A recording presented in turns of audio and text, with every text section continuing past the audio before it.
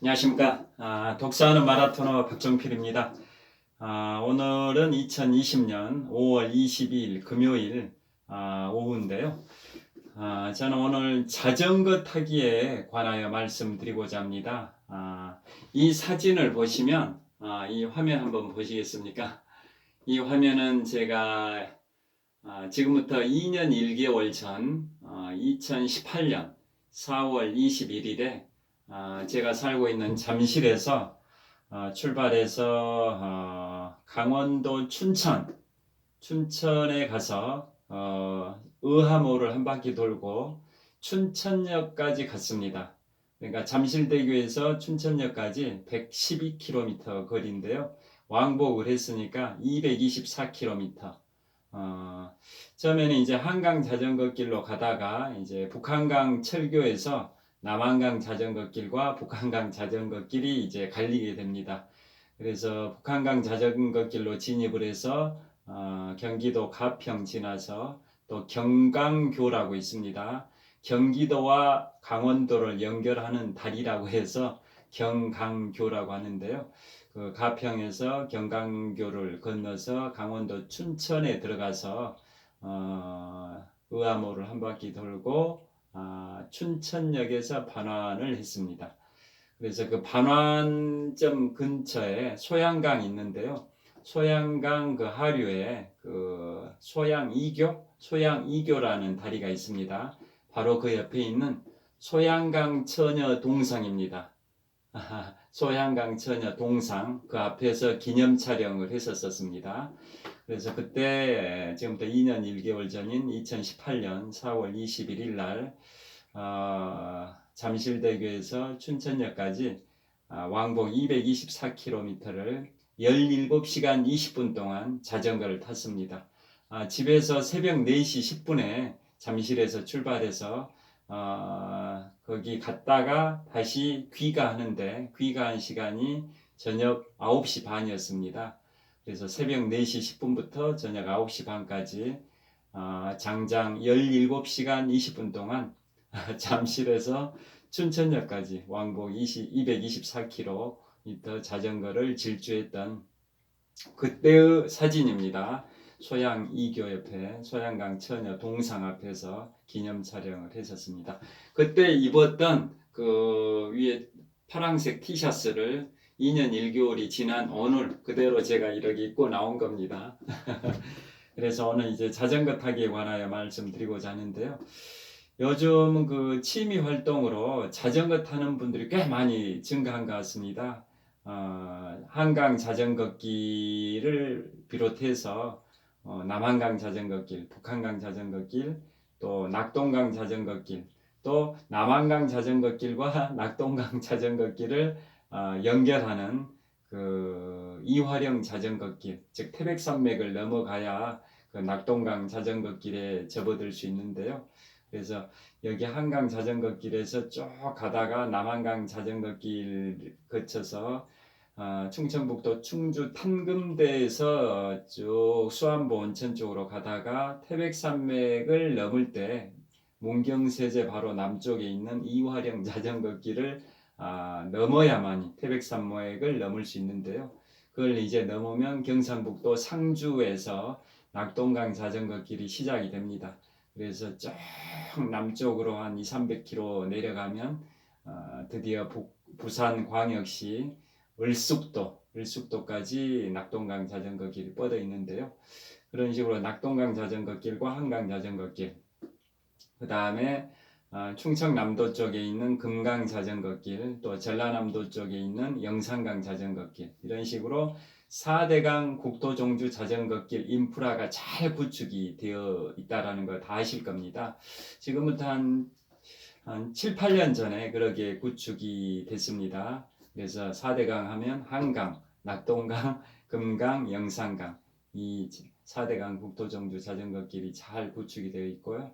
이제 4대강 사업을 하면서 어마어마한 천문학적인 금액 22조 원이 소요됐다라고 하는데요.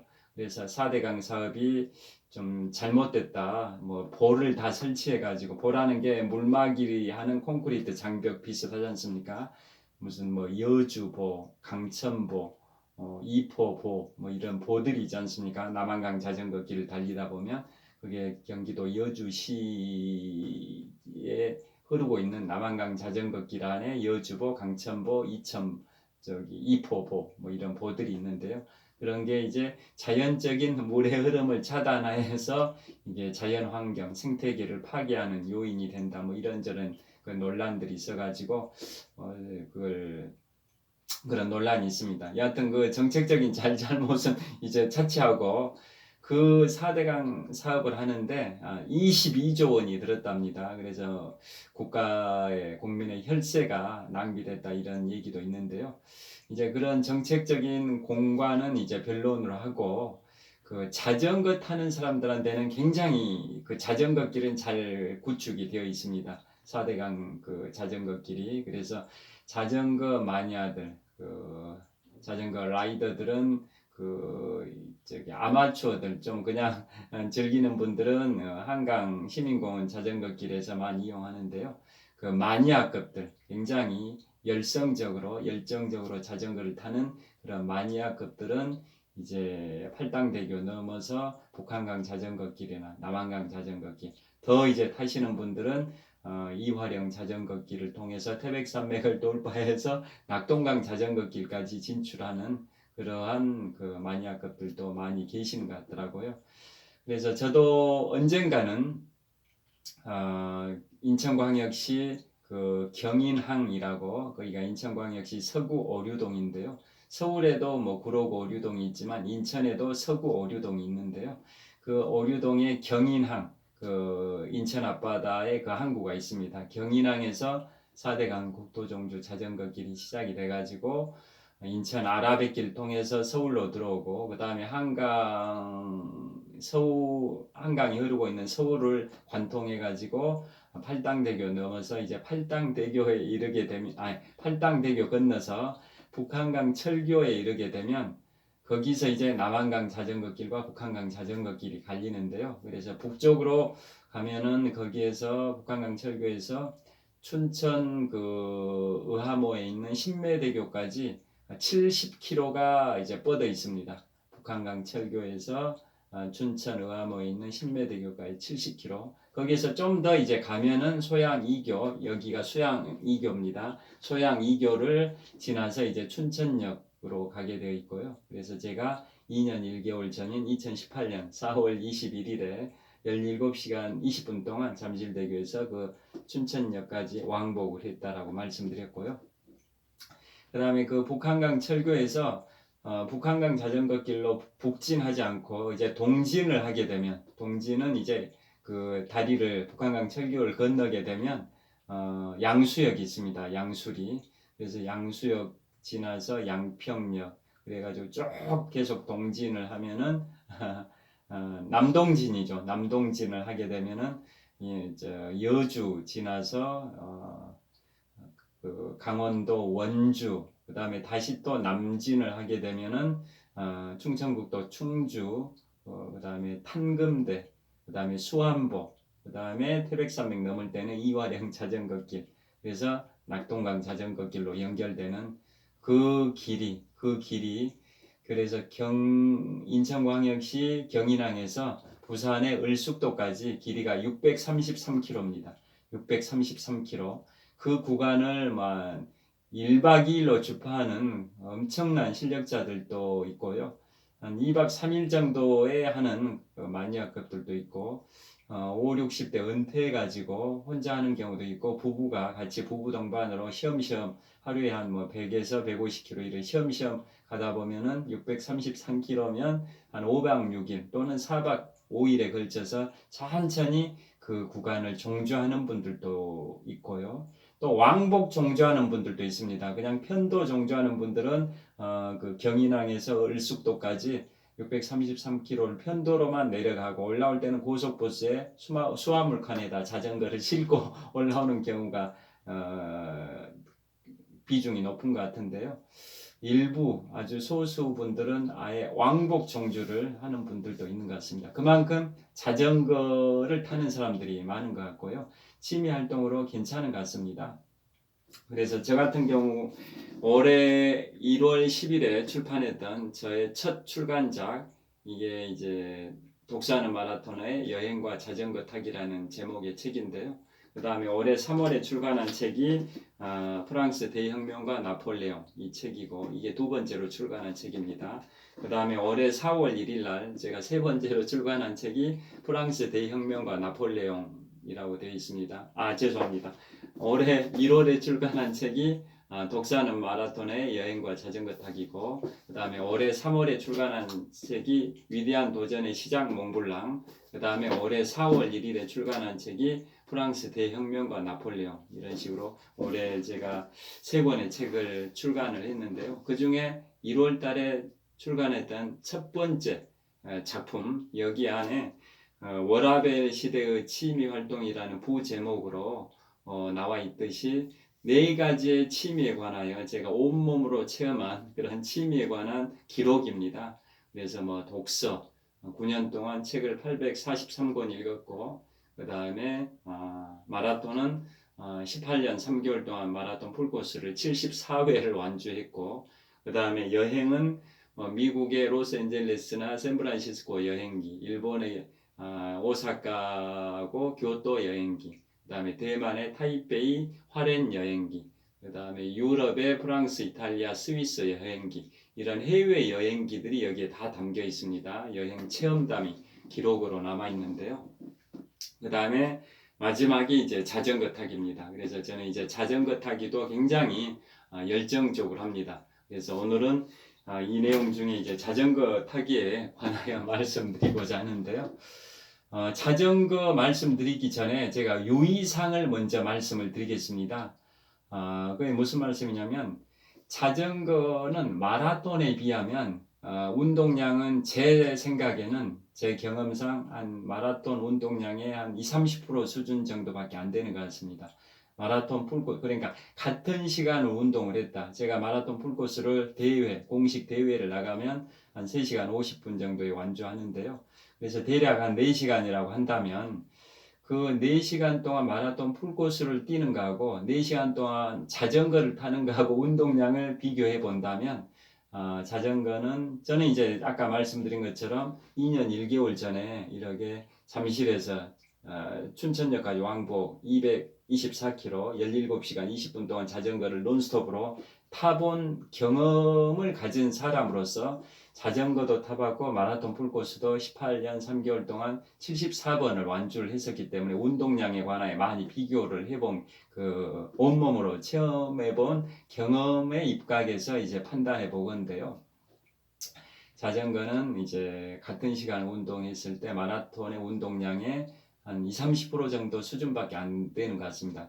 그렇다는 것은 마라톤은 뭐 10km, 20km 이런 거야 좀 연습하다 보면 다 완주할 수가 있는데요. 그에 반해서 풀코스는 이제 인간의 한계, 마라톤의 벽이라고 칭해지는 32에서 35km 지점을 돌파를 해야 되다 보니까, 즉 임계점을 돌파를 해야 피니시 라인을 밟을 수 있는 그런 피니시 라인, 즉 42.19km를 완주해서 그 성취감, 환희, 희열을 만끽할 수 있는 그런 게 이제 주어지는데요. 그러다 보니까 마라톤은 그 엄청난 이제 훈련량이 있어야만이 풀코스를 완주할 수 있는, 가능하다고 생각하는데요. 그에 반해서 자전거는 마라톤 운동량이 한 20-30% 정도밖에 안 되다 보니까 누구나 쉽게 하실 수 있다라고 저는 생각을 하거든요. 그래서 가족 단위로 나들이 차원에서 한강에 가서 자전거 빌려서 한 10에서 15km, 20km, 뭐 30km 이렇게 타는 것은 이제 쉽게 접근하실 수 있는 것 같고요. 그 다음에 한 50km 이상 타는 것도 좀 연습하다 보면 자전거는 이제 뭐 마라톤에 비해서는 좀 더 쉽게 거리를 늘릴 수 있다고 생각합니다. 마라톤은 10km에서 20km, 그래서 하프 정도까지는 거리를 점진적으로 늘려갈 수 있는데, 풀코스는 이제 그 벽을 32에서 35km 지점인 마라톤의 벽의 구간을 돌파해 하다 보니까 그 별 돌파가 쉽지는 않아 보이거든요. 그에 반해서 자전거는 한 2, 30km 타다가 50km, 60km, 70km, 80km는 좀 많이 타다 보면 그냥 늘려지는 것 같습니다. 제 경험상.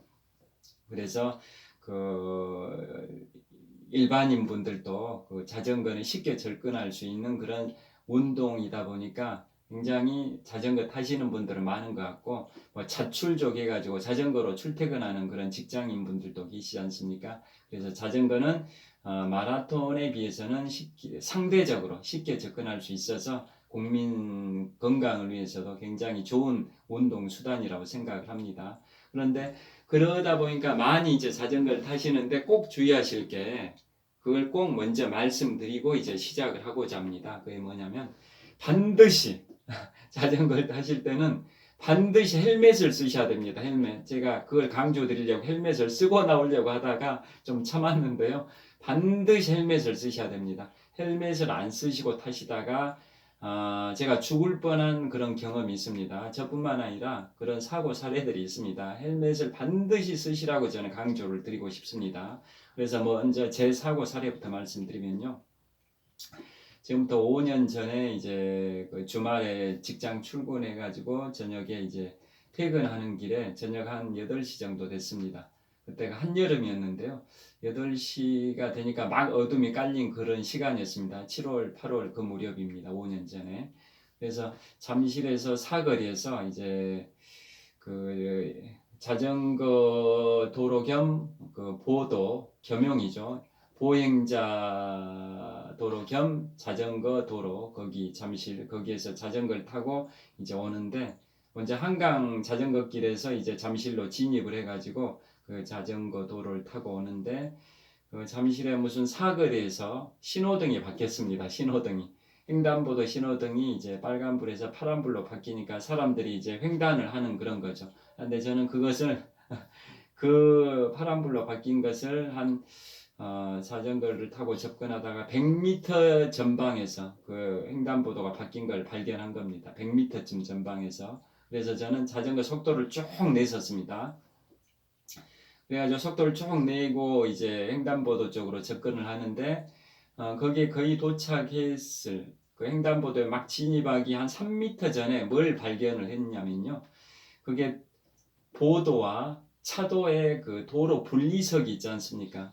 근데 분리석이 없고 공면 처리된 그걸로 저는 생각을 하고 속도를 팍 내고 있었었는데, 왜냐 파란불이 빨간불로 바뀌기 전에 사람들하고 같이 건너려고 속도를 그렇게 100m 전방부터 막 이렇게 속도를 냈었었는데, 그 횡단보도에 진입하기 딱 3m를 남겨두고 그 차도와 보도 간에 그 분리석이 없는 걸로 생각했습니다. 공면 처리되는 걸로, 예를 들어서 휠체어들이 이렇게 지나갈 수 있도록 공면 처리, 경사면 비슷하게 처리된 걸로 생각했는데, 그게 아니라 도로 분리석이 있었던 겁니다. 그럼 자전거가 거기를 넘으면 위험하기 때문에 브레이크를 딱 잡았었습니다. 브레이크를. 근데 저는 왼손잡이입니다. 근데 제 자전거가 왼손 브레이크는 앞브레이크고 오른손 브레이크는 뒷바퀴입니다. 왼손은 앞바퀴 브레이크고 오른손은 뒷바퀴 브레이크인데요.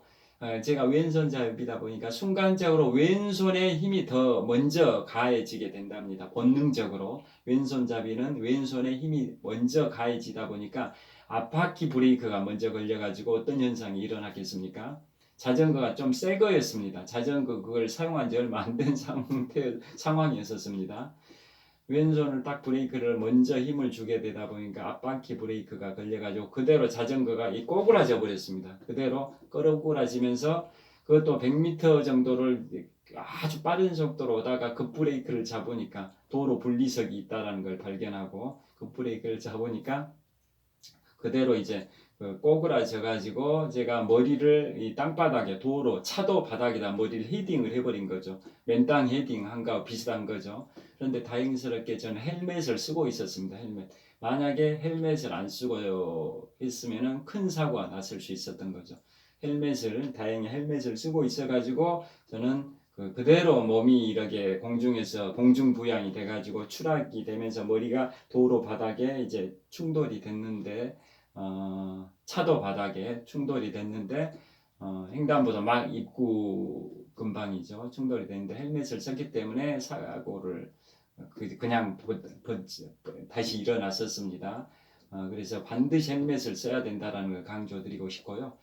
또 사고 사례가 하나 있습니다. 제가 7, 8년 전인가 신문에서 보도를 봤는데 저기 안양천 양천구 목동이죠. 거기 한강공원에 거기 목동 지역에서 어떤 한 5, 60대 아저씨가 자전거를 타고 가다가 거기에 이제 한강 그 목동 지구에 보면은 축구장, 뭐 농구장 이런 것들이 있습니다. 축구장에서 공을 차다가 공이 그 자전거 도로를 달리던 50대 그 아저씨의 자전거의 바퀴 쪽에 충돌을 했습니다.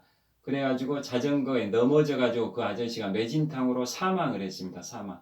그래서 유가족들이 그 서울시를 상대로 소송을 했습니다. 그 축구장 설치를 해놓을 때 울타리를 확실하게 해가지고 그 축구공이 밖으로 자전거 도로 쪽으로 튀어나오지 않도록 관리를 했었어야 되는데 그런 게 제대로 안 돼 있다 보니까 축구 찰 때 그 공이 밖으로 튀어나와 가지고 자전거를 타던 그 자전거 탄 아저씨의 그 자전거에 충돌해 가지고 넘어지는 바람에 뇌진탕에 걸려서 사망했다라는 식으로 소송이 왔고 5천만 원인가 그 유가족들이 승소 판결 받은 그 판결을 제가 인터넷 기사에서 7, 8년 전인가 본 것 같습니다. 그런 사례가 있습니다. 그 경우에 헬멧을 안 썼습니다. 헬멧을. 그러니까 자전거 탈 때는 반드시 헬멧을 써야 된다라는 걸 강조드리기 위해서 그 판례를 제가 소개해 드린 거고요. 또 하나 사례가 있습니다. 팔당대교 근방에 제 지인입니다. 제 지인의 그 지인은 그날 그 부인하고 지인의 지인입니다. 제가 아는 분 아니고 제가 아는 분에 건너서 그 지인의 지인분이 자전거를 팔당대교 그 근방에서 타는데 그날 이제 젊은 부부 한 30대 부부인데 이제 한강에 자전거 타러 가자고 해가지고 자전거를 타러 나간 겁니다. 신혼 부부 비슷한 연령대인데요. 그런데 그날 남편이 헬멧을 안 쓰고 나가려고 하니까 부인이 자전거 탈 때 위험하니까 헬멧을 쓰자고 권유해가지고 다행스럽게 그 남편하고 부인 다 자전거 탈 때 헬멧을 쓰고 한강 자전거 길에 팔당대교 근방 자전거를 타러 나왔습니다. 그런데 자전거를 타고 가다 보니까 어떤 일이 있었냐? 갑자기 숲속에서 고라니가 튀어나왔습니다. 고라니가 튀어나와가지고 그 남편이 고라니를 피하려고 하다 보니까 넘어져 버렸습니다. 그래가지고 30분 동안 의식이 없었습니다. 30분 동안.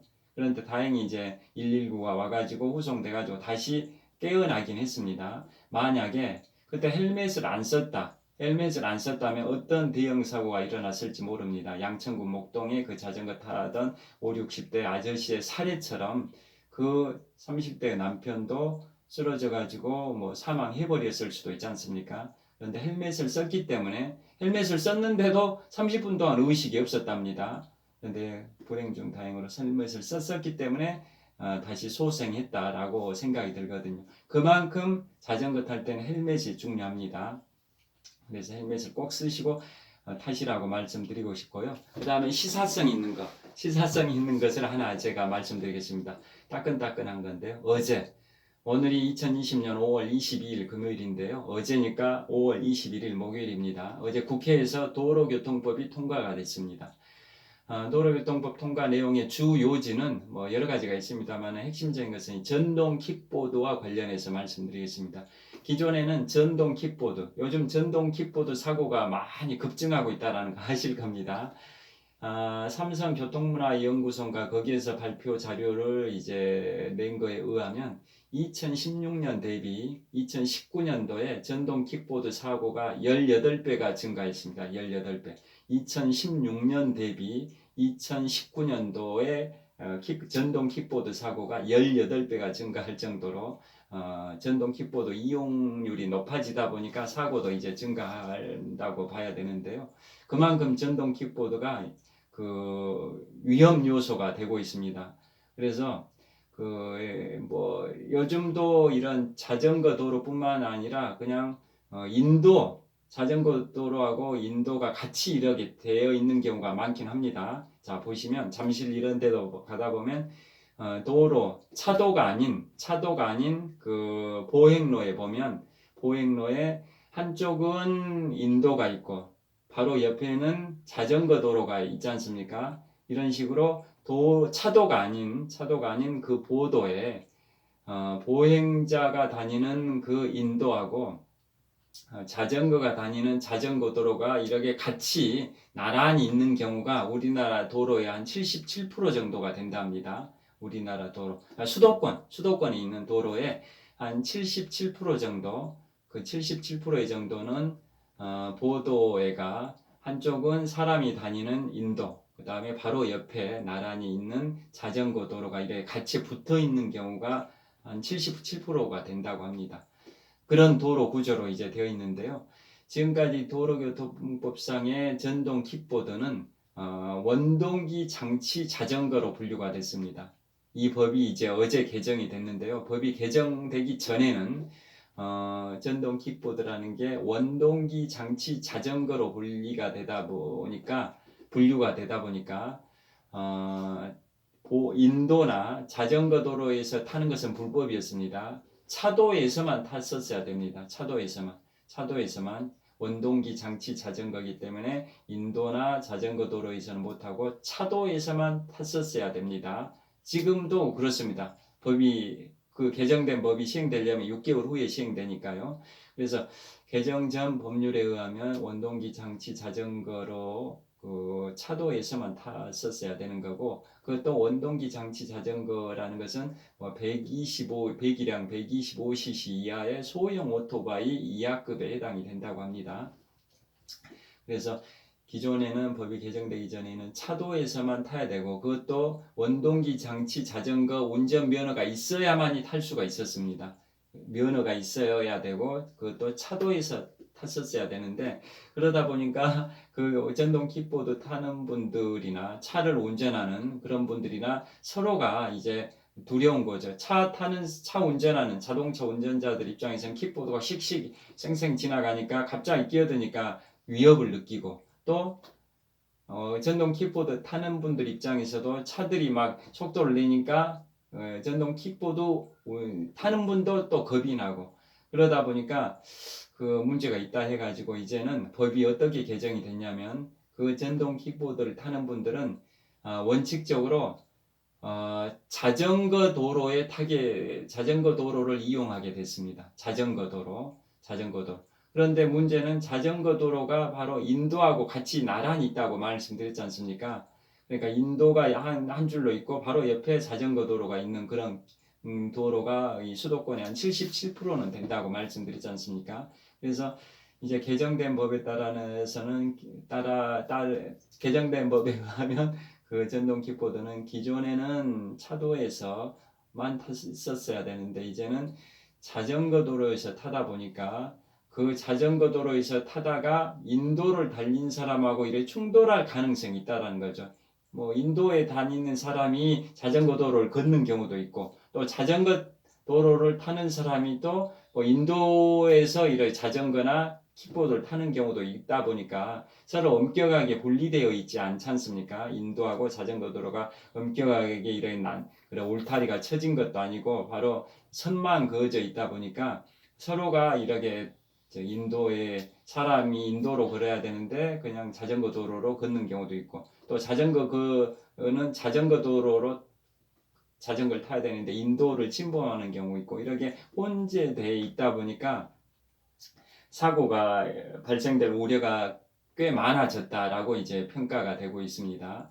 그래서 앞으로는 지금까지도 2016년 대비 2019년도에 전동 킥보드 사고가 많았는데, 이제 전동 킥보드가 차도뿐만 아니라 이제는 자전거 도로를 합법적으로 탈 수 있게 되다 보니까 그 자전거하고도 충돌할 가능성이 있고, 즉 전동 킥보드가 자전거하고 충돌할 수도 있고, 인도를 걷는 행인하고 충돌할 수도 있어서 앞으로 더더욱 위험해진 거 아니냐, 사고가 더 증가하는 거 아니냐라고 이제 보는 시각도 있는데요. 그럼에도 불구하고 도로교통법이 개정된 이유는 경찰청에 의하면 이제 퍼스널 모빌리티, 그러니까 개인형 이동 장치라고 표현합니다. 개인형 이동 장치, 퍼스널 모빌리티 산업의 발전을 위해서 또 필요하다.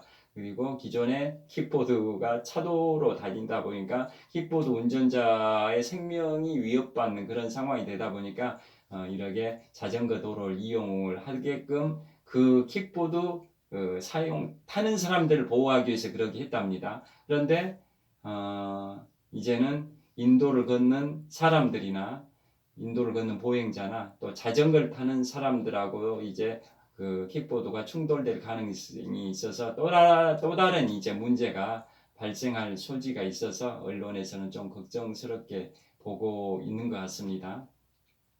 그렇지 않아도 지금 전동 킥보드들이 그 자전거 도로 내지 이렇게 인도로 이렇게 질주하면서 이렇게 많은 사고를 유발을 하고 있는데 이제는 합법적으로 자전거 도로를 이용할 수 있게 되다 보니까 더더욱 이제 인도 침범 사고나 자전거 도로를 달리는 자전거하고 또 이래 충돌할 수 있고 그래서 더 이제 걱정된다라고 언론에서 우려의 말을 하고 있고요.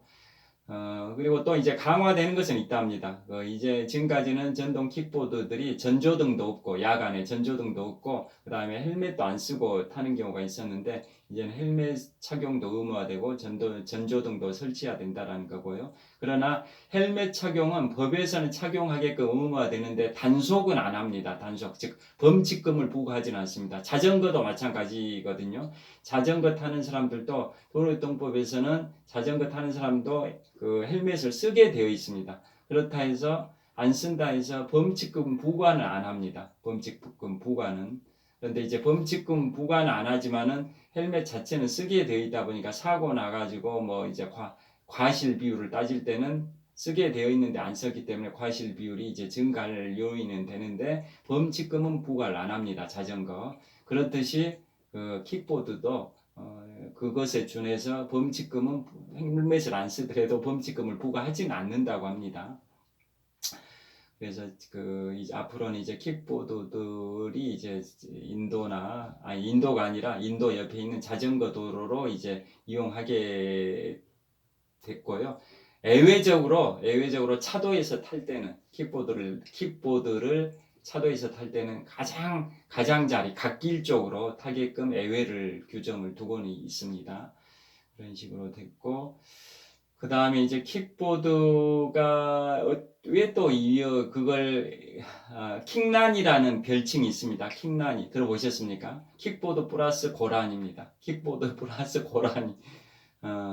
그러니까 자전거 같으면은 이렇게 따르릉 경적 이런 걸 올리면서 또 에티켓이 있는 사람은 앞자전거를 뒷자전거가 추월할 때는 지나갑니다라고 이렇게 멘트를 하면서 추월을 하지 않습니까? 그런 식으로 자전거는 이런 따르릉이나 이렇게 멘트 이런 걸 통해 가지고 이 주위 사람들한테 위험 요인을 알리면서 이렇게 자전거를 타는 반면에 킥보드 타는 분들은 경적을 울리는 것도 아니고 그냥 지나가 버리고 이러다 보니까 고라니처럼 갑자기 끼어든다. 아까 설레에서 팔당대교 거기 자전거 신혼부부가 타다가 고라니가 갑자기 나타나가지고 남편이 넘어져가지고 30분 동안 의식불명이었다라고 말씀드렸듯이 고라니가 갑자기 끼어들듯이 그 킥보드가 갑자기 나타나가지고 보행자한테 위협을 하거나 자전거 타는 사람한테 위협하고 있다라고 해서 그걸 킥보드 플러스 고라니 해가지고 킥란이라고 한답니다. 킥란이. 그래서 앞으로는 이제 킥보드 타는 분들도 좀 에티켓을 좀 지켜야 되지 않냐 이런 의견들이 있습니다. 여하튼 시사성 있는 걸로 이제 도로교통법 개정이 그렇게 됐다라고 이제 말씀드렸고요. 요지는 킥보드 타는 사람들이 전동 킥보드가 지금까지는 차도에서만 탈 수 있었는데 이제는 원칙적으로 자전거 도로에서 타는 게 원칙이고 예외적으로 차도에서 탈 경우에는 차도의 갓길 쪽으로 타야 된다라는 거고요. 그 다음에 기존에는 법 개정 전에는 원동기 장치 면허가 있었어야 탈 수 있었는데 지금은 그 면허가 없어도 탈 수 있습니다. 그런데 헬멧은 써야 되는데 단 범칙금은 부과를 안 하는 거고 그 다음에 또 하나는 13세 이상, 만 13세 이상입니다. 만 13세 이상이니까 중학생 이상이죠. 중학생 이상, 만 13세 이상만 전동 킥보드를 탈 수가 있습니다. 그게 이제 개정된 도로교통법의 주 요지인데요. 그게 11월 22일부터 앞으로 정확하게 6개월 후입니다. 11월 22일부터 올해 11월 22일부터 그 개정된 법이 시행될 예정이라고 합니다. 이상 시사서 있는 걸 이제 말씀을 드렸고요. 이제 그래서 요지는 자전거 탈 때는 항상 헬멧을 써야 된다 이런 걸 강조드립니다. 그 다음에 이제 제가 이제 자전거를 이제 많이 탄 거에 관하여 이제 말씀드리려고 하는데요. 저는 이제 자전거를 이제 4대강 국토종주 자전거길 그 인천 경인항에서 부산 을숙도까지 아직은 가보진 못했는데 조만간 그 구간을 탈 계획을 갖고 있습니다. 저는 이제 그 정도 기초 체력은 된다고 이제 생각하는 이유가요. 제가 자전거를 본격적으로 탄지는 한 10년 정도 됐습니다. 그래서 주요 자전거 탄 내용들이 여기에 이제 다 담겨 있긴 합니다만은 예를 들어서 여기에서 명동, 서울 시내 사대문 안에 있는 명동이나 또 여의도, 그 다음에 저기 팔당대교 넘어서 다산 정약용 선생님의 이제 생가가 있는 남양주시 조안면 능내리 다산 유적지나 그 다음에 남한강과 북한강이 갈리는 두물머리 이런데 거기까지는 왕복 한 7, 80km 되는데요. 그 정도 거리는 그냥 저는 쉽게 탑니다. 자주 왔다 갔다 하면서. 그리고 여기 여의도 쪽으로 가다가 이제 거길 지나서 인천 아라뱃길 통해 가지고 경인항까지는 왕복 120km 이런 코스도 쉽게 타고요. 그 다음에 중랑천 자전거길을 타고 의정부 터미널까지 왕복 그 구간도 한 120km 정도 됐습니다. 그런 코스도 탔었었고요. 그 다음에 한 2년 전에는 임진각 자전거길이라고 잠실에서 판문점이 있는 임진각까지 왕복 200km를 탔는데요. 원래는 170km 정도 거리입니다. 잠실에서 임진각까지 왕복이 170km 정도. 그러니까 편도로는 한 85km 정도 되거든요. 그런데 그때 길을 좀 잘못 들어가 가지고 헤맸던 구간이다 보니까 그때 저는 2년 전에는 왕복 200km를 잠실대교에서 임진각까지 왕복 200km를 탔는데요. 원래는 왕복 170km 구간입니다. 그런 코스들은 그냥 쉽게 탑니다. 근데 이제 가장 긴 거리를 탔던 게 이제 어떤 때냐면은 이제 이때를 설명드리려고 하는데요. 저는 지금부터 5년 전에 2015년도죠. 2015년도 5월 1일 날 그때는 남한강 자전거길을 탔었습니다. 그래서 여기 잠실대교에서 출발해서 팔당대교, 그 다음에 북한강 철교 넘어가면은 양수역, 양평역, 그 다음에 경기도 여주, 그 다음에 경기도 여주하고 강원도 원주가 만나는데 섬강이 있습니다. 섬강. 경기도 여주하고 강원도 원주가 만나는데 그 섬강이 있습니다. 섬강. 저 섬강이라는 단어 처음 들어봤는데요. 그때 5년 전에 2015년 5월 1일 날입니다. 섬강을 건너면 강원도 원주시 불원면입니다. 불원면, 원주시 불원면. 거기까지 왕복을 했습니다. 그 길이가 210km입니다. 왕복 210km를 한 14시간 정도 자전거를 탔었었고요. 그 다음에 이제 그로부터 5주가 지난 2015년 6월 6일 현충일 때는 이번에는 북한강 자전거길 탔습니다.